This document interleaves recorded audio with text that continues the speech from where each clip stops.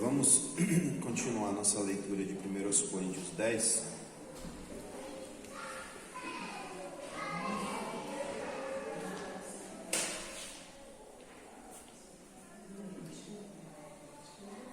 Nós vamos ler a partir do versículo 14. Eu vou ler até o final e aí se o tempo ficar muito escasso, a gente dá uma interrompida. Mas eu vou tentar ir até o fim hoje. Do versículo 14 ao versículo 33. Oi? 1 Coríntios 10, do 14 ao 33.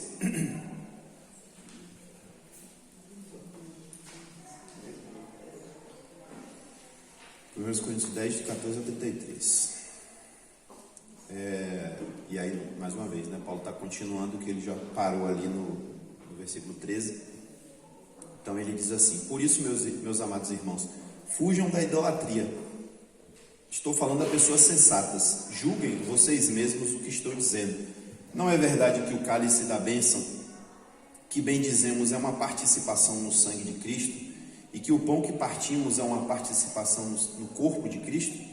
Não, como há somente um pão, nós, que somos muitos, somos um só corpo, pois todos participamos de um único pão. Considerem o povo de Israel.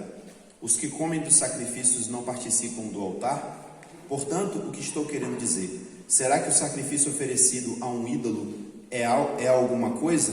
Ou o ídolo é alguma coisa? Não. Quero dizer que o que os pagãos sacrificam é oferecido aos demônios e não a Deus. E não quero que vocês tenham comunhão com os demônios. Vocês não podem beber do cálice do Senhor e do cálice dos demônios. Não podem participar da mesa do Senhor e da mesa dos demônios. Porventura provocaremos o ciúme do Senhor? Somos mais fortes do que Ele? Tudo é permitido, mas nem tudo convém. Tudo é permitido, mas nem tudo edifica. Ninguém deve buscar o seu próprio bem, mas sim o dos outros. Comam de tudo o que se vende no mercado, sem fazer perguntas, por causa da consciência, pois do Senhor é a terra e tudo que nela existe. Se algum descrente o convidar para uma refeição e você quiser ir, coma de tudo que lhe for apresentado, sem nada perguntar, por causa da consciência. Mas, se alguém lhe disser, isto foi oferecido em sacrifício, não coma, tanto por causa da pessoa que comentou, como também da consciência, isto é, da consciência do outro, e não da sua própria. Pois, por que minha liberdade é julgada pela consciência dos outros? Se participo da refeição com ação de graças, por que sou caluniado por algo pelo qual dou graças a Deus? Assim, quer vocês comam, bebam, ou façam qualquer outra coisa, façam tudo para a glória de Deus. Não se tornem motivo de tropeço nem para judeus, nem para gregos, nem para a igreja de Deus. Também eu procuro agradar a todos de todas as formas, porque não estou procurando o meu próprio bem, mas o bem de muitos, para que sejam salvos. Amém? Bom, então a gente já sabe que o contexto aqui as comidas, né, que eram oferecidas em sacrifício aos ídolos.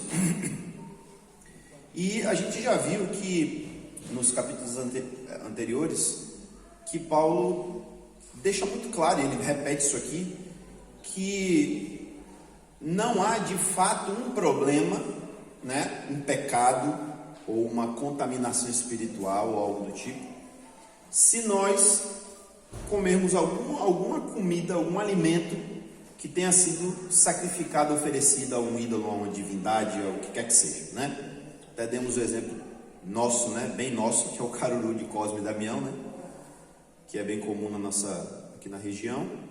Então, o que Paulo quer dizer é, se você comer o caruru de Cosme, vai acontecer o quê? Você vai morrer, você vai ficar doente, você vai pegar um câncer, vai ficar endemoniado? Não vai acontecer nada. Aí ele diz, por quê? Porque Cosme e Damião não é nada, não representa nada, né? Só existe um Deus e tudo que é sacrificado a ídolos é coisa vã, né? Só que depois a gente vê Paulo também indo para o outro lado. Aí eu até comentei, acho que umas 2 semanas atrás, que às vezes alguns assuntos, não só na Bíblia, né, em geral, às vezes os assuntos são um tanto quanto complexos e às vezes é mais fácil a gente encurtar a conversa e proibir logo o negócio, né? Como o judeu fazia lá na época dos mandamentos. Para para não ter risco da gente fazer errado, bora proibir logo, aí proíbe, né? Por sinal, nós temos um ótimo exemplo, na verdade, a questão da bebida, né?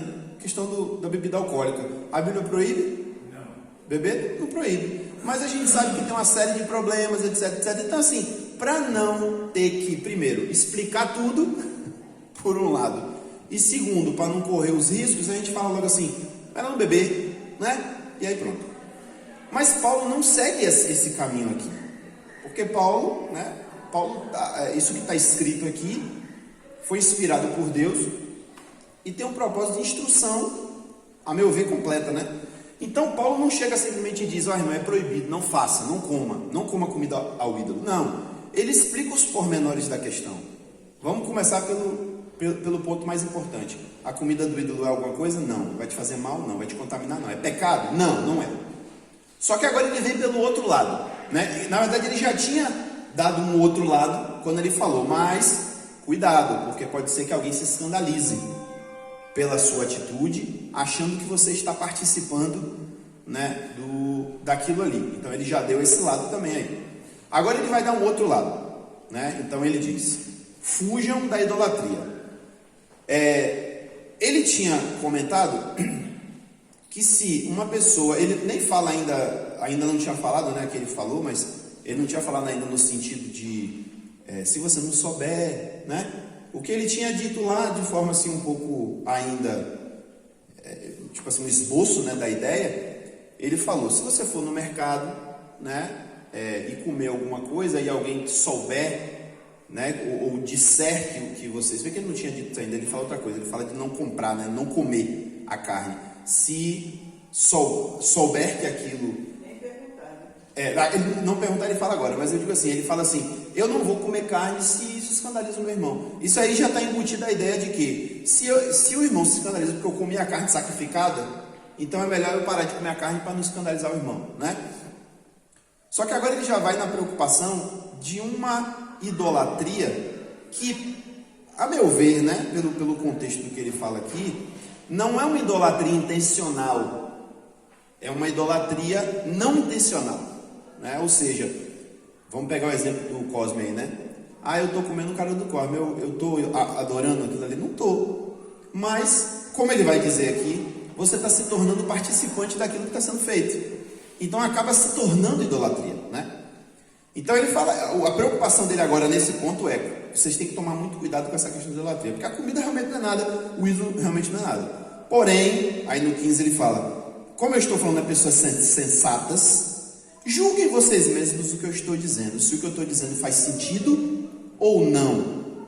Então ele pega o exemplo da ceia, né? A gente já está bem, conhece bem a ceia, sabe o que significa a ceia. Então ele diz, não é verdade que o cálice que nós bendizemos, né, que nós participamos, é uma participação no sangue de Cristo? E o pão que nós partimos é uma participação no corpo de Cristo? Então ele diz, no 17, como há somente um pão, nós que somos muitos, somos um só corpo, pois todos participamos de um único pão. Antes de avançar nisso aí, só queria comentar, o pastor até falou isso, foi semana passada ou retrasada que deve ser? Foi retrasada, né? Que você comentou do negocinho lá, e aí você falou assim, você comentou assim, antigamente um pão só, né? E o pessoal ia e tirava. E é exatamente o que Paulo está falando aqui, né? Nós temos só um pão na ceia, e cada um tira um pedaço desse pão, né? Aí ele diz, porque todos nós participamos do mesmo pão, né? De um só pão. Isso aqui que ele está falando não é figurado, não é uma metáfora. Ele está falando de uma coisa literal. De fato, existia essa, eu vou chamar de tradição, né? Essa tradição de ter um pão só. E uma coisa que é interessante observar, e eu não falo isso como crítica, porque isso aí eu acho que é natural, acaba acontecendo, né? Mas lá no começo da igreja, uma coisa que eu sempre falo aqui, né? A igreja era judia, né? Paulo era judeu, Jesus tinha sido judeu, os apóstolos eram judeus, então eles vinham de uma tradição judaica.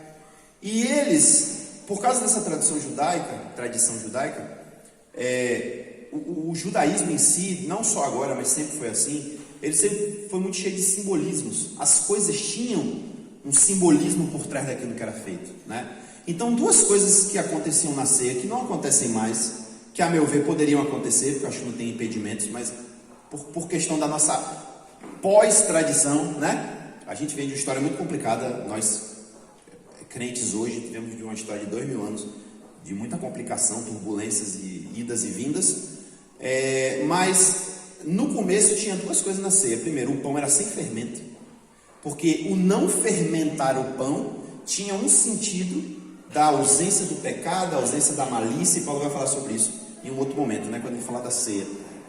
E também tinha essa questão de um pão só, porque isso representava a união do corpo. Então, por que não tinham vários pães? Porque, na verdade, o corpo era um só. Então, isso era representativo.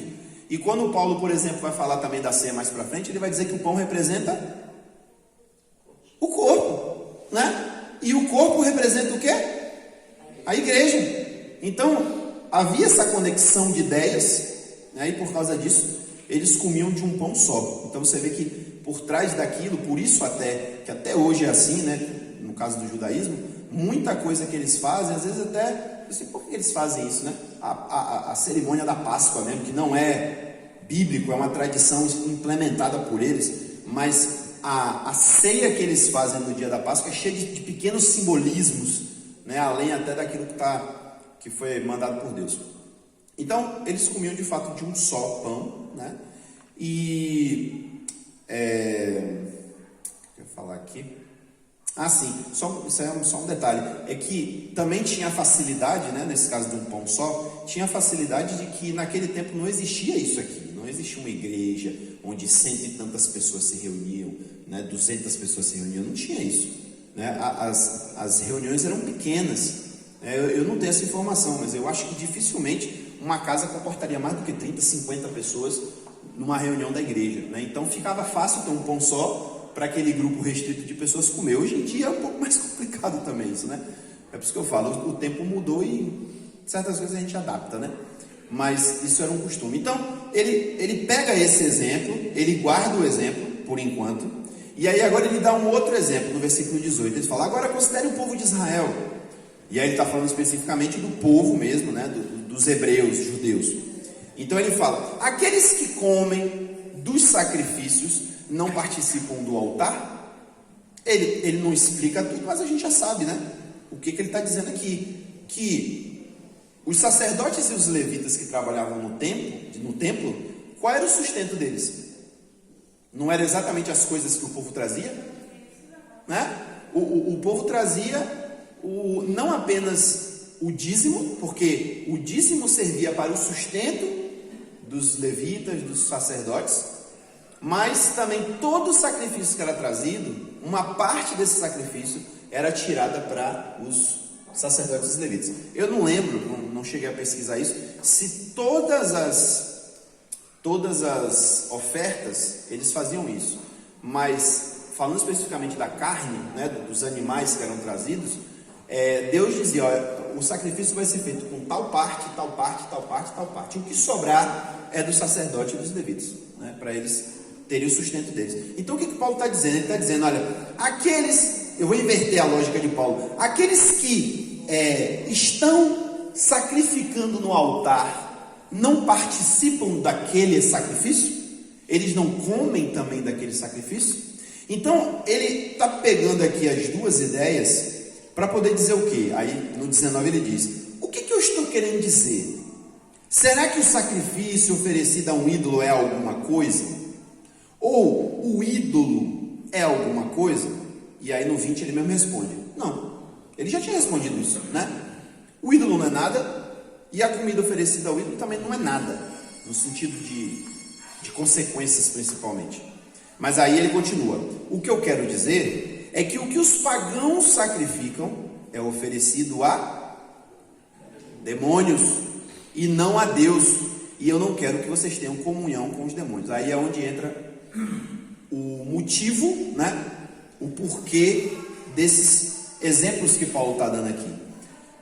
Eu já comentei isso aqui anteriormente, que quando a Bíblia fala, o Novo Testamento principalmente, né, fala de comunhão, A gente, na nossa mentalidade mais moderna, a gente pensa assim, estar junto, né? A igreja vai ter um momento de comunhão, então significa que a gente vai ter um culto, vai estar todo mundo junto, a gente vai conversar, né? No pensamento oriental, não só do judeu, mas no pensamento oriental, comunhão tem um sentido de sentar na mesa e comer junto. Então, eu vou dar um exemplo terrível aqui, mas eu acho que faz sentido. Se um casal for lá, fizer todo o processo de casamento, assinar papel, casar na igreja, tudo mais, mas eles não consumarem, tá certo, né? Não consumarem o ato, o casamento é anulado, vocês sabem disso, né? A mulher, o homem para tirar assim, não teve casamento não, viu? Só assinou papel, não rolou nada. Ele vai lá e cancela, né? O pensamento deles era assim: se você for na minha casa e você não sentar na minha mesa, a gente não teve comunhão.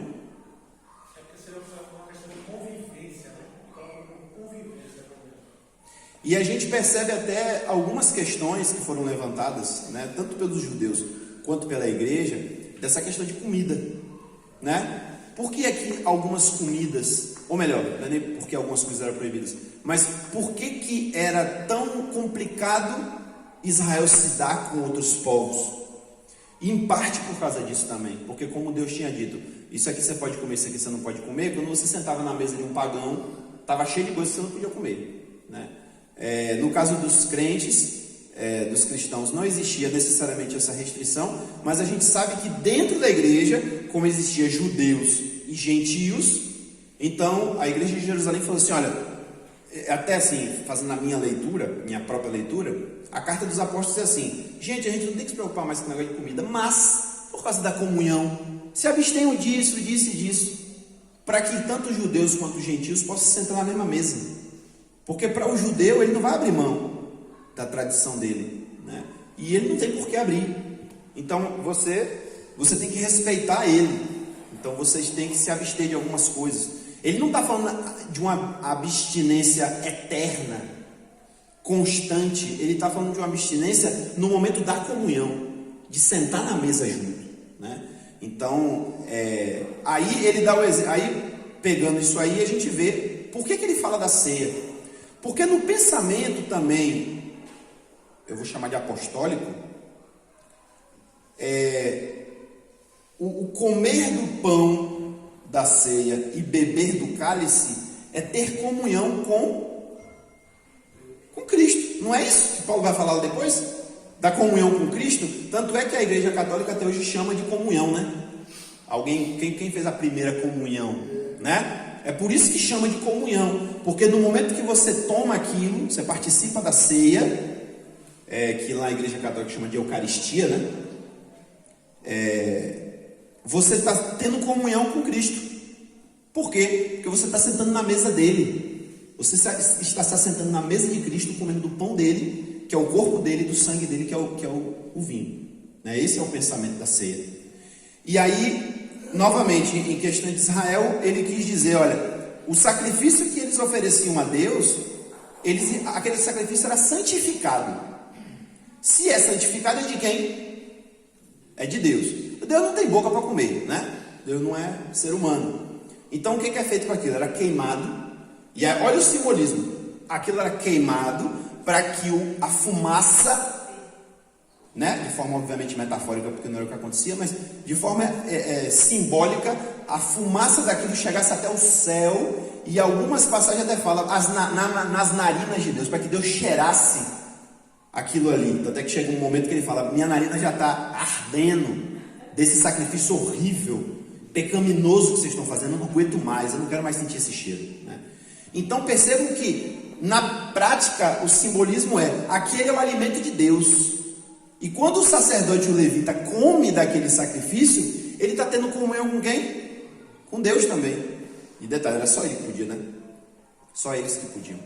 Então aí Paulo vem e diz: vocês entenderam o simbolismo que eu estou querendo passar aqui? Que vocês se assentam na mesa de Cristo, que o povo de Israel se assentava na mesa de Deus. E como é que agora vocês vão se assentar na mesa dos demônios? Porque o que eles sacrificam, ok, o ídolo é mentira. Não existe uma divindade chamada Krishna. E desculpa quem ouviu aí, mas é verdade. Não existe um espírito dos ancestrais chamado Oxalá. Não existe. Mas Paulo vai dizer, mas, embora essas coisas não sejam verdadeiras, por trás de cada um desses existe um demônio. E aí cabe a gente dizer aqui uma coisa muito importante, que a gente, como eu falei, ao longo de muito tempo, né, de 2 milênios, os conceitos mudam, né? A gente vive numa sociedade que foi fundada numa ética e numa moral cristã, e demônio passou a ser entendido como uma coisa que lá atrás eles entendiam diferente, né? A palavra demônio vem do grego, que é daimones. Inclusive, lembra daquele desenho Digimon, né? O Mon de Digimon era essa ideia aqui do daimon, o daimon digital. Qual a ideia que o grego tinha disso aí? Para ele, o demônio não era uma coisa ruim, o demônio não era um espírito caído, nada disso. Para o grego, naquela ideia toda da mitologia dele, o demônio, ou daimon, era, na verdade, uma representação de algumas coisas que existem na natureza e de algumas coisas que existem na natureza humana. Então, por exemplo, existe o daimon da terra, existe o daimon do fogo, mas também existe o daimon da felicidade, existe o daimon da inspiração. Lembra daquela história da musa inspiradora, que se falava muito na questão dos artistas, né? Que tinha como se fosse um espírito que era representado por uma mulher, e aquela mulher era a criatividade. Então ela chegava e soprava no ouvido do cara, e o cara, meu Deus, eu vou pintar um quadro. Aí ele pintava um quadro maravilhoso, né? É a inspiração.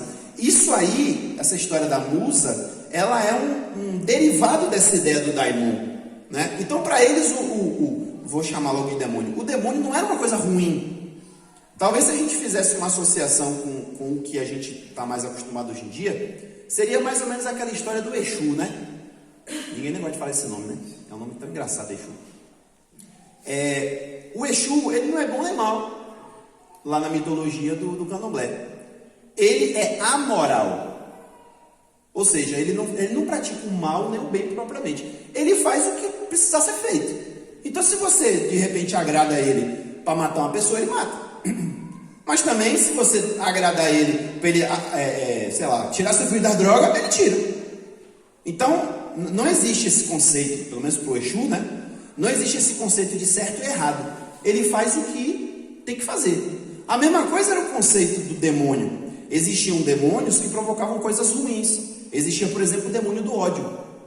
Então esse demônio, ele provocava coisas ruins. Mas o demônio da felicidade era buscado por todo mundo. Todo mundo queria esse demônio na sua vida, né? E tanto é que, olha que interessante, na etimologia da palavra felicidade, no grego, existe a palavra demônio. Porque tem um sentido de demônio bom, a palavra felicidade, né?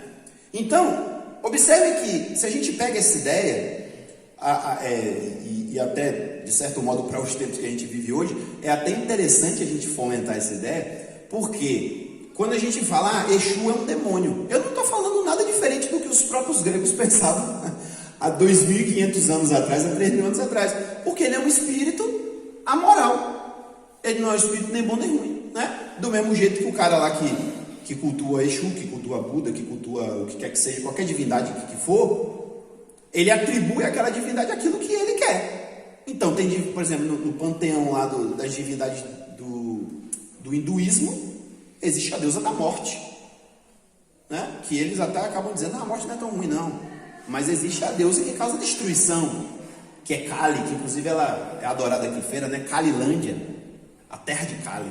Não sei, tô brincando, não sei se é isso. Mas Kali era a deusa da destruição. Mas tinha um outro deus lá, que eu não lembro o nome, que é aquele da cabeça de elefante, que era o que trazia prosperidade. O que Paulo está dizendo aqui é exatamente o que os gregos já pensavam, né? Que existe um espírito por trás de tudo, até da água, do fogo, da terra, da natureza, né? Eles acreditavam nisso. Paulo não está falando nada muito diferente. Agora, é óbvio, né? Ninguém vai tapar aqui o sol com a peneira para ser politicamente correto, que no contexto do Novo Testamento, demônio não é nada disso. O demônio é um espírito caído que só vem para matar, roubar e destruir. Ele não tem nada de bom. Jesus inclui... O próprio Jesus. E não lembro se só em Mateus usa essa expressão ou se em outros evangelhos, mas os demônios são chamados de espíritos imundos, né? Espíritos impuros. Então, no nosso contexto, os demônios não são coisa boa, são coisa ruim. Então isso tem que ser dito, né? E aí a gente não tem para onde correr. Então, não, é só fazer essa colocação de Satanás e demônios. Demônios é uma coisa, Satanás é outra. porque na verdade é todo mundo a mesma coisa, mas Satanás vamos dizer assim, é um nome próprio, né? É a antiga serpente. É o nome próprio que se dá ao líder dos demônios, né? E os demônios a gente costuma chamar que é o resto, né? É o exército dele, né? São os que seguiram ele. Mas todos eles são a mesma coisa, né? Pelo menos assim, são seres celestiais que caíram.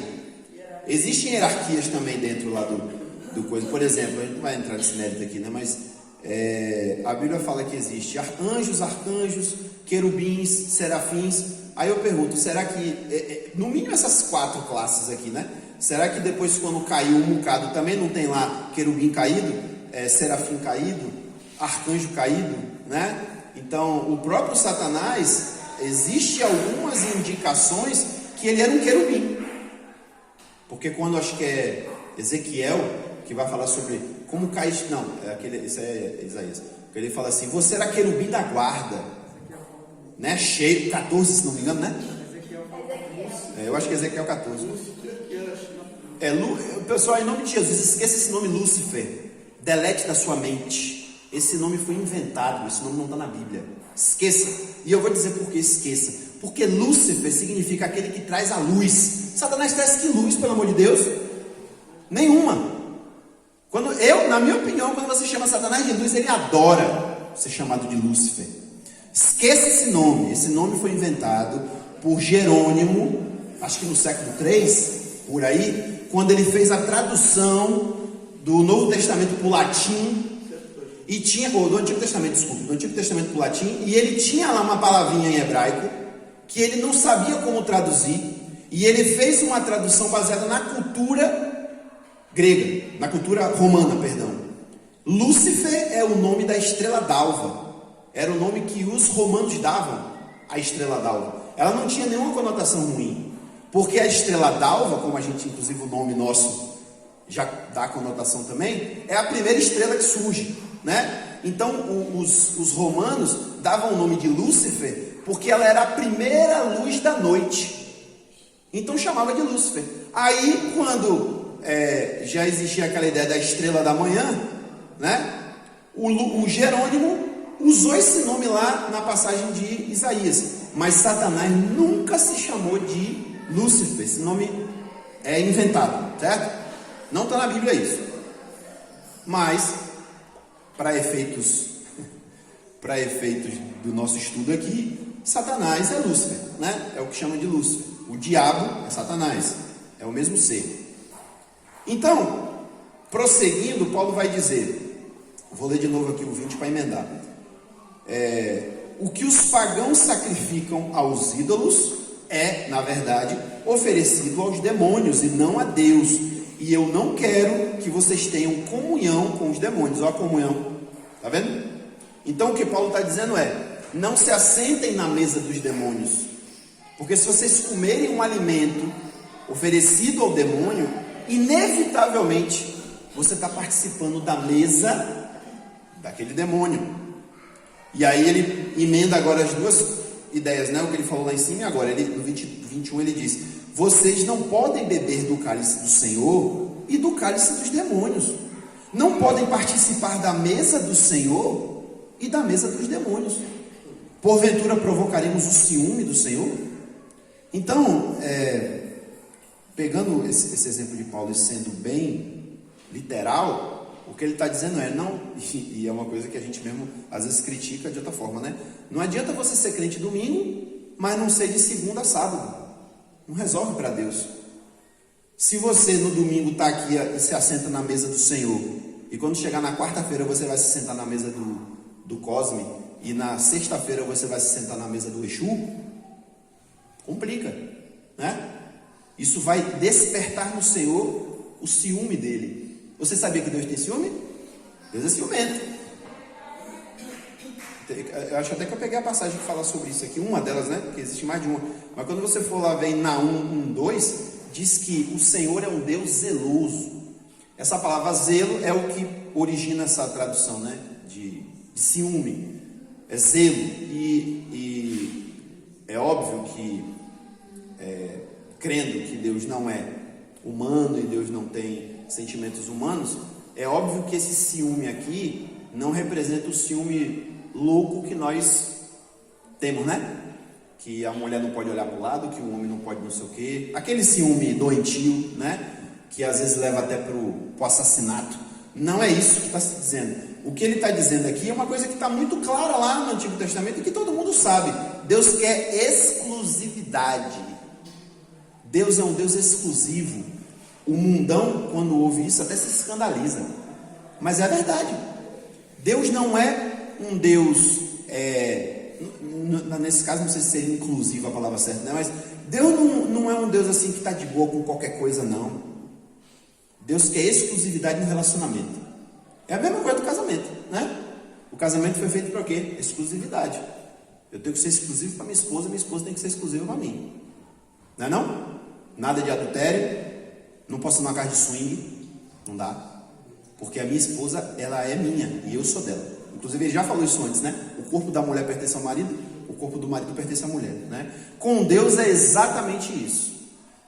Você pertence a Ele, Ele pertence a você. Você não pode pular a cerca. Você não pode nem mesmo dar sinais, né? De que você vai para o outro lado, porque isso desperta o que no Senhor? O ciúme.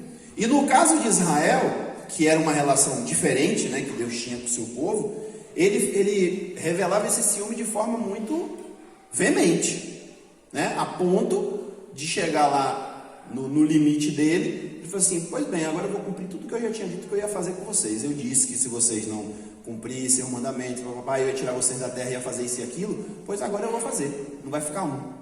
Então, o ciúme de Deus é isso, né? Deus quer exclusividade. E aí é por isso que ele diz: se você participa. E aí agora a gente sumariza a coisa, né? Baseado em tudo que Paulo falou. A comida em si te prejudica? Não.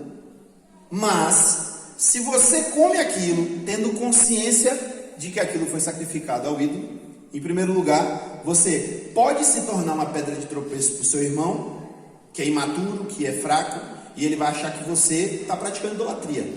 Em segundo lugar, você vai de fato estar praticando um nível velado de idolatria.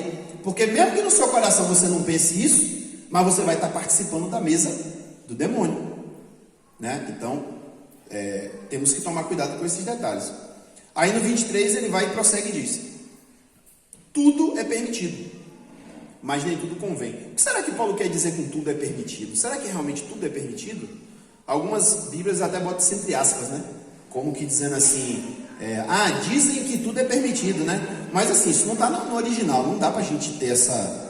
No original não tem aspas, eu não sei nem se no grego tem aspas, né? A gente às vezes usa aspas para poder meio que... Eu tenho um costume ridículo de fazer assim o tempo todo quando eu vou falar alguma coisa. Assim, tá bom, né? Então, mas eu acho que eles não tinham muito esse negócio, não. Só que tem uma passagem em Romanos 14, a gente não vai ler, mas Paulo fala um negócio interessante. Obviamente que lá é dentro de um contexto, né? Aqui é outra coisa, mas lá ele fala assim: eu estou convencido do Senhor que nada é de si mesmo impuro, a não ser para aquele que a considera. Então, se eu, como ele vai falar daqui a pouco aqui, se eu acho que comer a comida oferecida não vai fazer mal a mim, eu estou muito seguro disso, né? Então eu estou vivendo essa liberdade aqui. Só que o outro, se achar que é errado e comer, ele está pecando. Olha que interessante essa lógica aí do reino. Se você tem consciência de que aquilo não é errado e você faz, você não está errado. Mas se você acha que aquilo é errado, mesmo não sendo, e você faz, você está pecando. Então, eu entendo que o que o Paulo está falando, ele não está dizendo num contexto geral, tudo é permitido. Porque senão ele ia estar pregando aqui o que o satanismo prega, né? O satanismo prega assim. Inclusive vocês já ouviram, alguns de vocês talvez, já ouviram essa frase na boca de Raul Seixas. Faz o que quiseres, pois é tudo da lei. Isso aí não foi Raul Seixas que inventou. Isso vem de um mago inglês chamado Aleister Crowley. Ele era satanista. E ele criou um manual que é a base, inclusive, da Bíblia da Igreja Satânica. E que ele trazia a ideia do quê? Olha o Lúcifer de novo. Lúcifer veio trazer a luz. Luz é o quê? O que é luz? Luz representa o quê? Conhecimento. Lúcifer vem trazer conhecimento. Lúcifer vem trazer liberdade. Porque o próprio Jesus disse que a verdade liberta. Ó como o cara não está errado. Acho que a gente está errado, viu? E aí, nesse contexto todo, ele vem e diz: faça o que você quiser. Você não tem que se prender a nada. Porque tudo é da lei. Agora que lei é essa, né? É outro detalhe, né? Mas ele está falando da lei natural. Ele está falando da lei natural. Então ele está dizendo: se eu fico com raiva, eu tenho que ficar com raiva mesmo, porque isso é natural. Se eu quiser dar um murro na cara de Jair, eu vou dar mesmo. Porque eu não gosto da cara dele. Eu vou pro cara dele, me incomoda. Né? Se o cara está ali com a mulher que eu quero, eu vou lá e bato com o cara, mato o cara, porque eu quero ficar com a mulher dele. Era mais ou menos essa ideia dele. Né?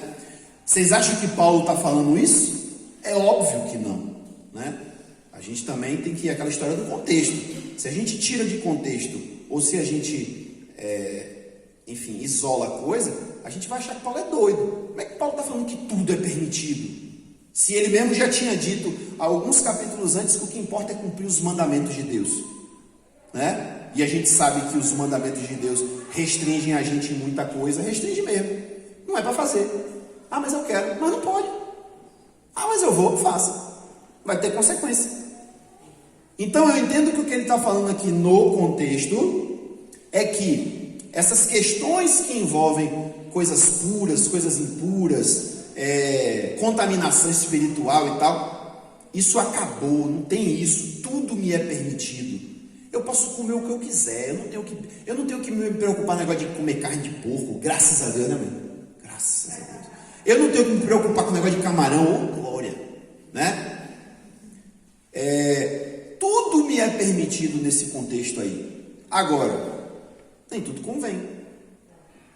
Tudo é permitido, mas nem tudo traz edificação.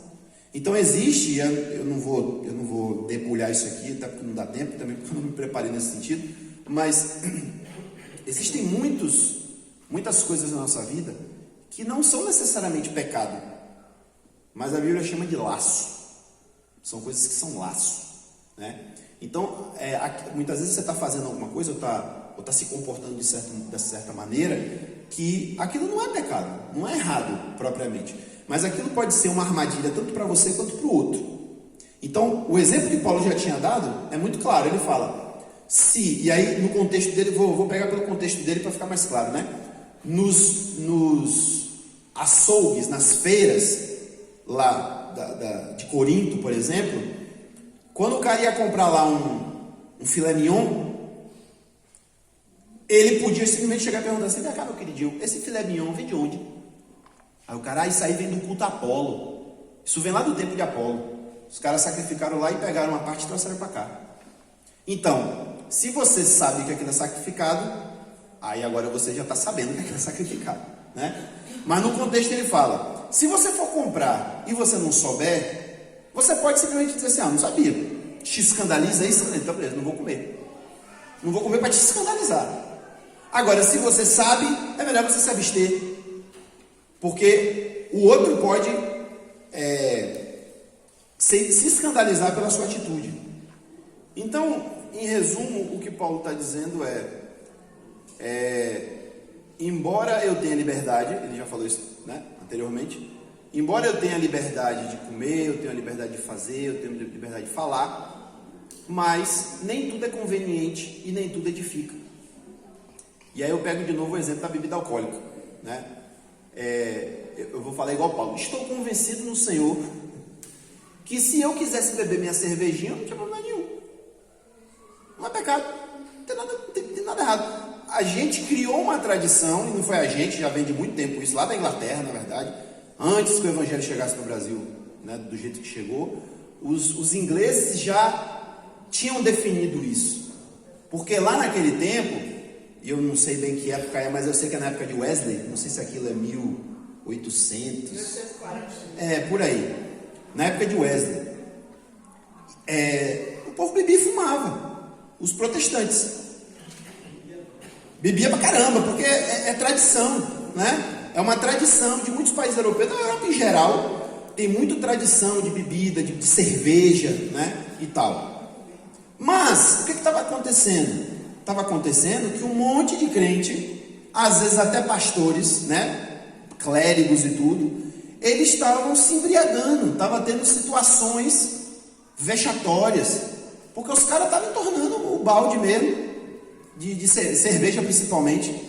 E aí, eu não lembro se foi o Wesley, se foi um outro, que era associado a ele, que falou assim, ele fez uma pregação e disse, isso não é coisa de crente, isso não é coisa para crente, é para ficar embriagado. Aí ele foi e mostrou na Bíblia, a Bíblia condena a embriaguez, a gente tem que parar com isso está envergonhando no Evangelho. Aí começou-se a criar uma linha de pensamento de dizer, cristão, protestante não bebe, vamos parar de beber. Isso houve uma divisão, porque uma linha seguiu, outra linha não seguiu, né? Algumas denominações que já existiam naquela época, elas não seguiram essa linha, elas foram mais para o lado de dizer assim, não, realmente a gente precisa dar um freio nisso aí, mas não significa que a gente precisa parar de beber. Então, eles continuavam a dizer assim, como eu estou falando aqui, a bebida não é pecado, mas irmãos, pelo amor de Deus, busquem a moderação, porque isso que vocês estão fazendo é pecado. A outra linha foi mais radical e disse, é melhor a gente botar logo para não beber. Vamos parar de beber, crente não bebe mais, porque para não dar problema. Então, a gente acabou herdando essa linha, né?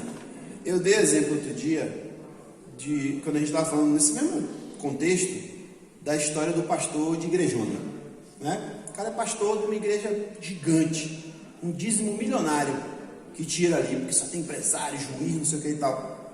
O cara não tem o direito de ter um salário bom? Tem.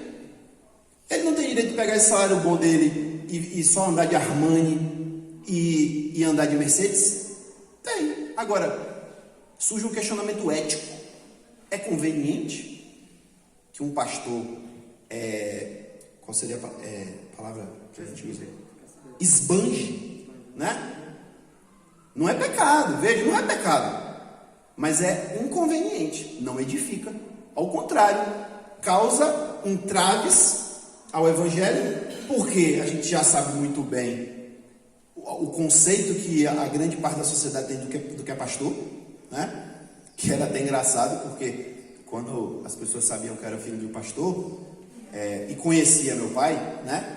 Alguns não conheciam, os que conheciam falavam assim, rapaz, não tem um pastor que preste, só seu pai.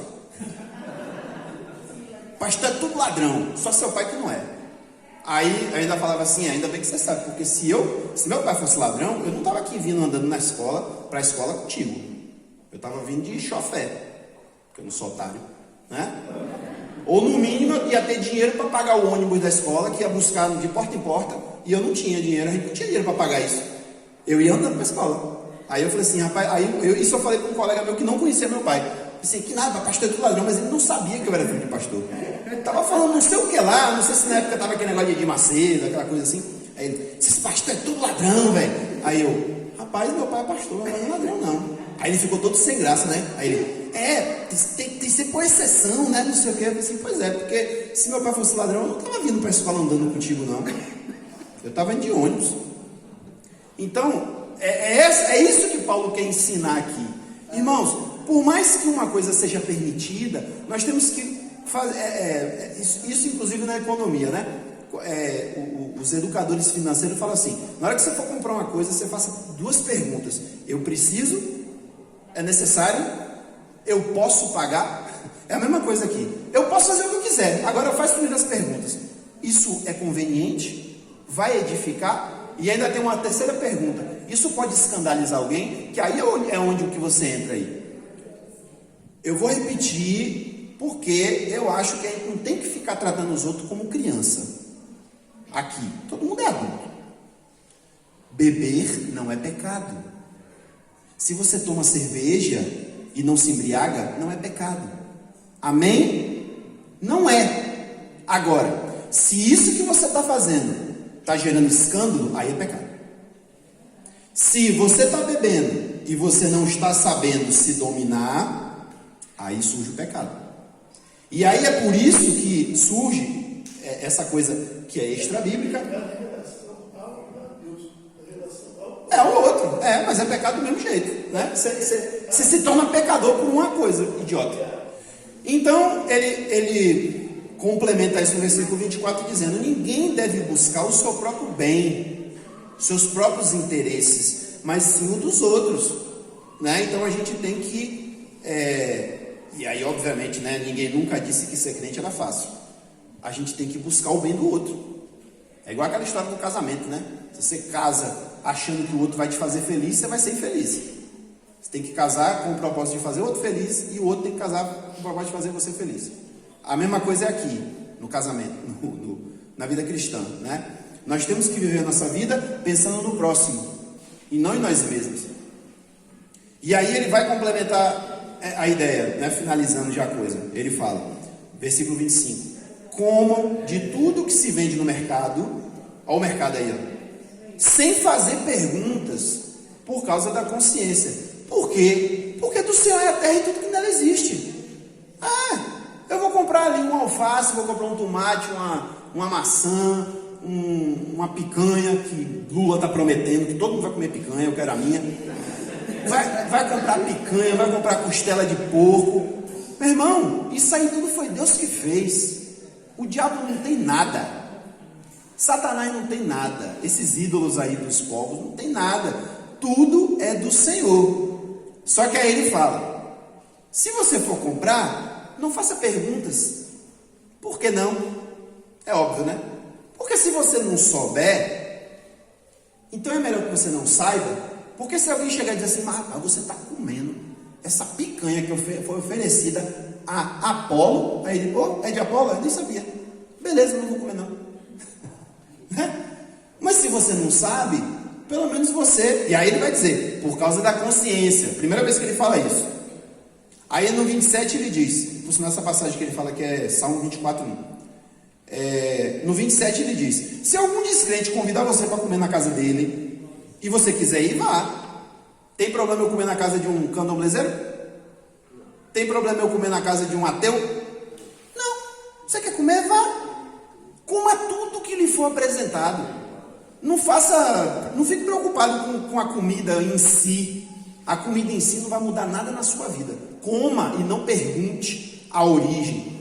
Agora, aí de novo ele fala: coma de tudo que lhe for apresentado sem nada perguntar, por causa da consciência. Segunda vez que ele fala isso. Mas no 28 ele diz assim: porém, se a pessoa que te convidou disser: isso foi oferecido em sacrifício, e aí qual é a recomendação dele? Não coma. Se ele disser para você: vá lá na casa do seu vizinho, vai ter um caruru aqui.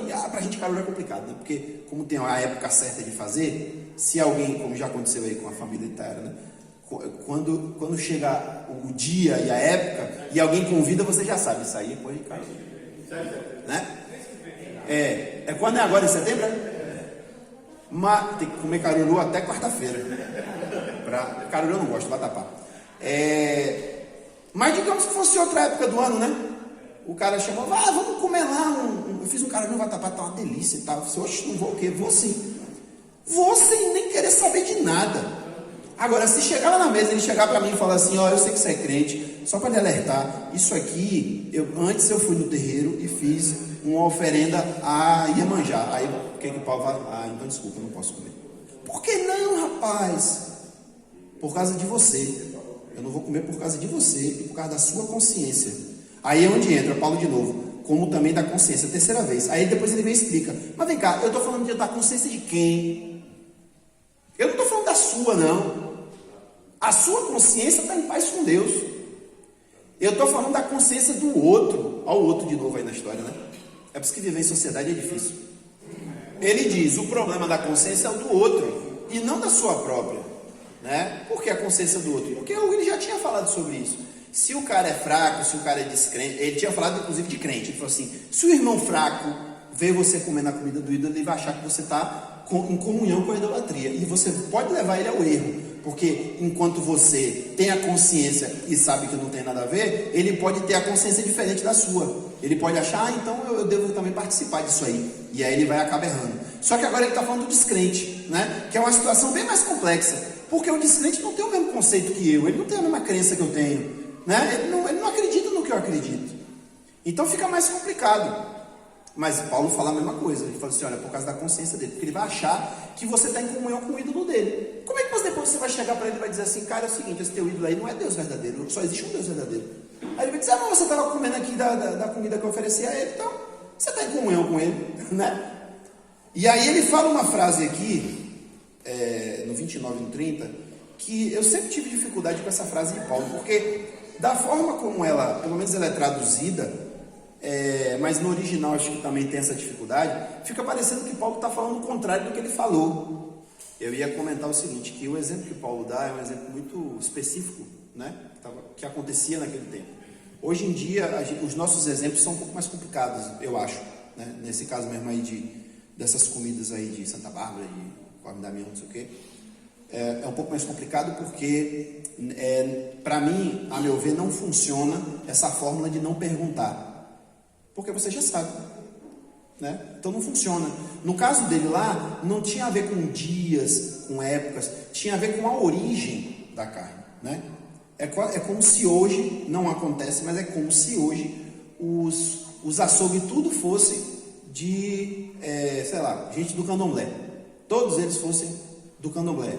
E antes de matar o boi, eles falam assim, esse boi aqui é de Exu, esse boi aqui é de não sei quem, entendeu? Mas não é o que acontece hoje em dia, mas naquele tempo acontecia, né? Então Paulo fala, não pergunte não, porque aquilo já saiu do ambiente religioso, chegou no ambiente comercial. Quer ver um exemplo que acontece? E eu digo, velho, não sei por que crente tem que ser tão besta. Crente devia ser as pessoas mais sábias que tem, mas é tanto crente besta. O povo dizia... No meu tempo, hoje em dia tem outras coisas que eu não sei, né? Mas no meu tempo tinha uma marca chamada Fido Dido. Fido Dido. E ele tinha um bonequinho. Aí os abestalhados, crente, vinha e dizia, Fido Dido significa filho do diabo. Não pode usar essa marca não. Quando via alguém usando Fido Dido, misericórdia, irmão, você está usando a roupa do demônio. Aí depois apareceu umas histórias de que, eu não lembro que marca era de calça jeans lá, que o cara dizia, esse cara dá dízimo na igreja de Satanás, não pode comprar não. Aí eu ficava pensando assim, eu não era tão maduro, né, na fé, mas eu ficava pensando assim, vai que pensamento imbecil esse, velho. Porque daqui a pouco a gente vai ter que andar nu, ou então a gente vai ter que construir nossas próprias fábricas.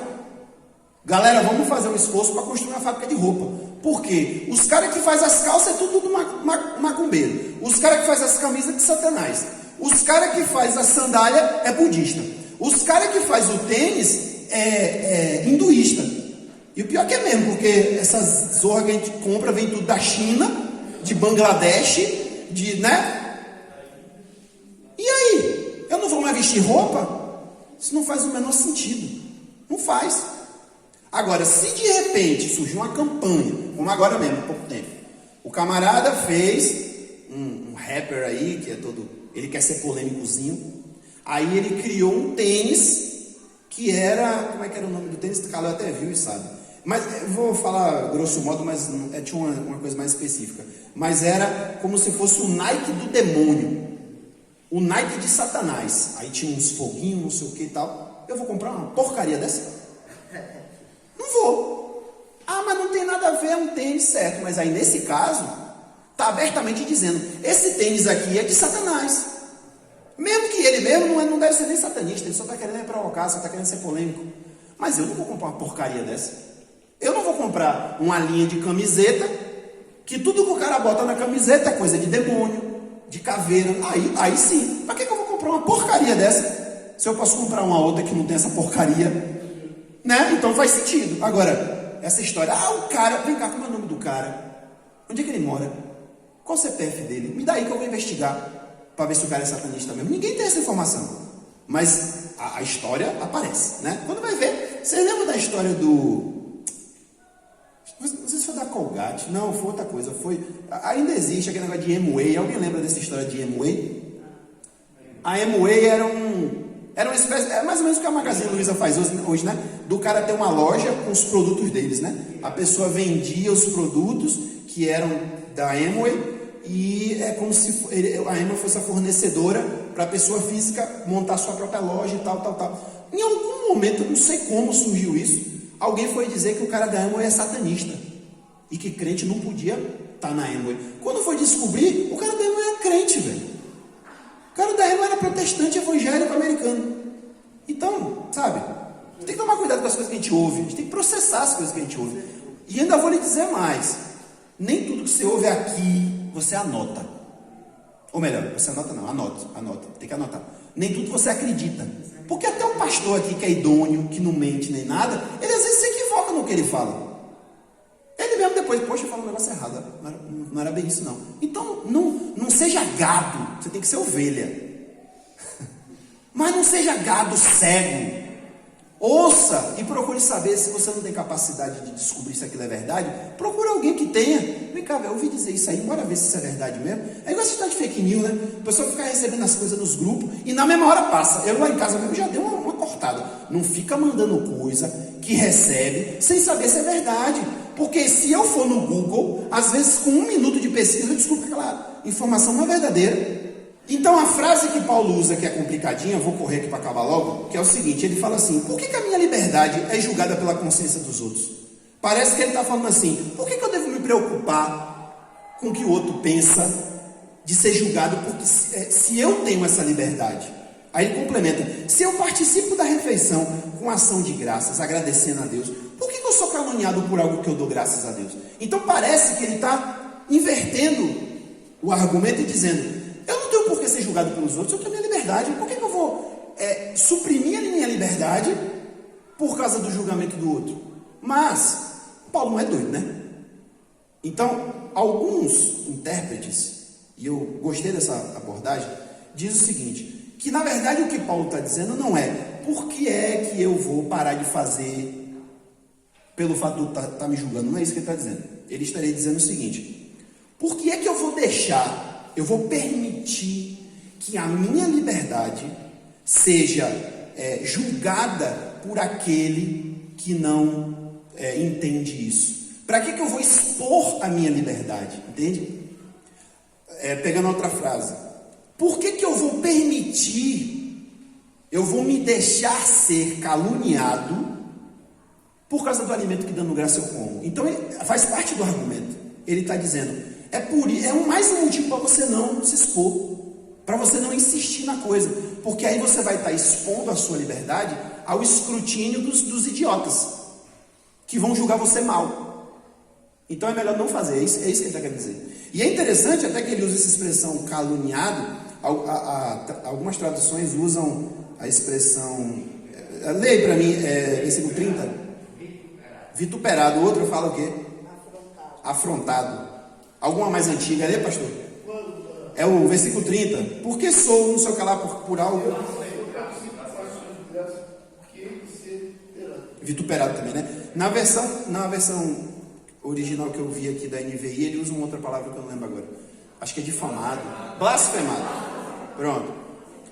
O sentido original é esse mesmo, é de blasfêmia. A palavra usada, ela deriva da palavra blasfêmia. E blasfêmia, ela não tem um sentido só espiritual, não.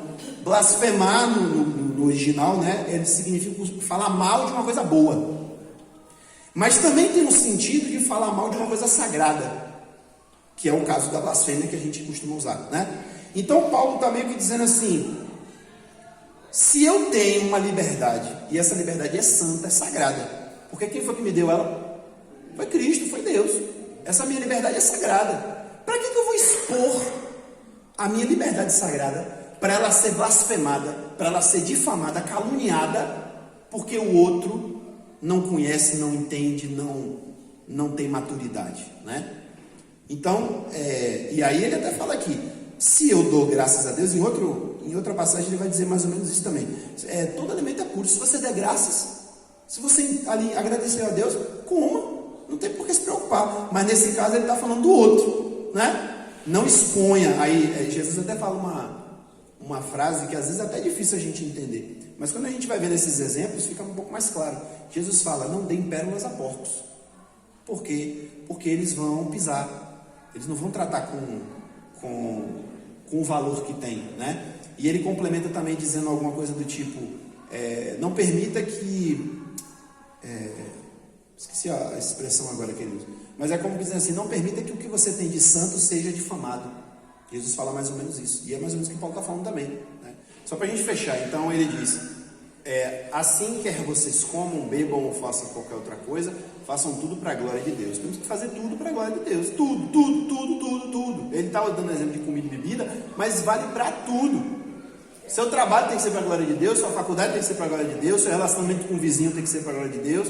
E isso é difícil, não é fácil, né? Porque às vezes você até se vê obrigado a fazer coisas que você nem quer fazer. Eu, por exemplo, faz parte da minha personalidade ser fechado com desconhecido e ser aberto com gente próxima. Com gente próxima eu sou aberto, mas com desconhecido eu não me abro. Se tiver ali eu no meio de 10 pessoas, eu não chego para falar com ninguém. Eu fico na minha, entro e saio, se ninguém falar comigo, eu entro e saio e não vejo ninguém. Mas pensando no motivo do evangelho, às vezes eu me forço. É difícil, porque eu honestamente não gosto. Mas vai contra a minha natureza. Mas, às vezes, você tem que ir. Enfim, tudo, absolutamente tudo tem que ser para a glória de Deus. E ele reforça a questão que ele falou antes para dizer, não se tornem motivo de tropeço, nem para judeus, nem para gregos, nem para a igreja de Deus. Ou seja, para os cristãos, né? Você não pode ser motivo de tropeço para nenhum deles. O judeu a gente não convive muito, mas não significa que a igreja de Cristo deve considerar isso como passado. Não é, porque hoje muitos judeus se convertiram, graças a Deus, né?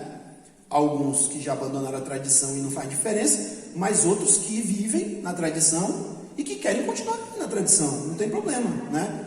Então no dia que você for na casa dele e ele não te oferecer porco, você não vai brigar para comer porco. Ou então no dia que você convidar ele, você não vai oferecer o que ele não vai comer, né? Então não servir de motivo de tropeço para nenhum grupo de pessoas. E aí eu só queria fechar dizendo o seguinte, Paulo diz, também eu procuro agradar a todos de todas as formas, porque estou procurando o bem dos outros e não o meu. É óbvio, irmãos, que o que Paulo está dizendo aqui não é que é nossa obrigação agradar todo mundo. Isso é impossível, né? Você vai se destruir antes de agradar todo mundo. Mas percebam o contexto do que Paulo está falando, né? É de você saber lidar com todo mundo de forma que você se torne agradável às pessoas. Então, sabedoria. Então, vamos dar um exemplo prático. Você está evangelizando uma pessoa que não é crente. Às vezes até não crê em nada. Por que você vai ficar atacando a fé dele? Por que você vai ficar diminuindo o que ele tem de mais importante? Porque para ele aquilo é importante. Não, esse tipo de argumentação não funciona. Ao contrário, você vai criar uma barreira. Porque você vai ser tido por essa pessoa como alguém desagradável, como alguém prepotente, presunçoso, arrogante, que é o que muita gente aí pensa dos crentes, né? Crente é arrogante, porque está todo mundo errado, só eu estou certo. É verdade? É. Mas tem uma forma de dizer isso, tem um momento de dizer isso. Porque se a gente for evangelizar sempre dizendo, isso é tudo demônio, viu? Vocês têm que crer em Jesus. Não vai funcionar, pode ser que funcione para um ou outro, mas em geral não funciona. Então, Pedro fala um negócio interessante, ele diz assim, as nossas palavras sejam temperadas com sal, para ser o quê? Agradável. Nós temos que saber como ser agradável, não é agradar os outros, porque se a gente entrar na linha de agradar os outros, a gente vai começar a ser até conivente com o pecado, né? Mas é ser agradável. É como a minha sábia mãe fala, que eu não sei se isso é dela ou se ela ouviu falar, que ela fala assim, para ser sincero, não precisa ser mal educado, né? Assim que você fala? Sinceridade demais é falta de educação. Exato. Sinceridade demais é falta de educação. A gente precisa ser 100% sincero em tudo. Se for machucar os outros, não. Então você está mentindo. Não, eu só estou omitindo. Eu prefiro não chegar para a pessoa, inclusive, até fizeram um teste uma vez com criança sobre isso, né? A mãe chega com um vestido horroroso, feio, terrível, e aí pergunta para as filhas, né? As filhas já grandinhas, tipo de 10 anos, tal, 12 anos, aí pergunta, e aí, eu fiquei boa nesse vestido, aí o vestido ficou horrível. Aí as meninas um olharam pra cara do outro assim, aí, você ficou linda, mamãe, tá linda, não sei o que. Aí quando a mãe sai, uma fala pra outra, meu Deus, que vestido horrível. É típico de mulher isso, né? Vamos falar a verdade, né? Fala uma coisa na frente, por trás fala outra.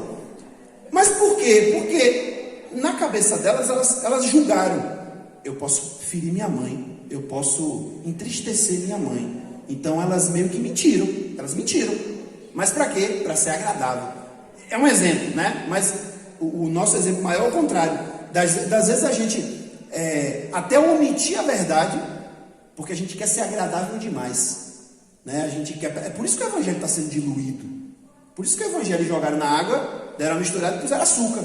Por quê? Porque ele puro, ele não é agradável de se ouvir.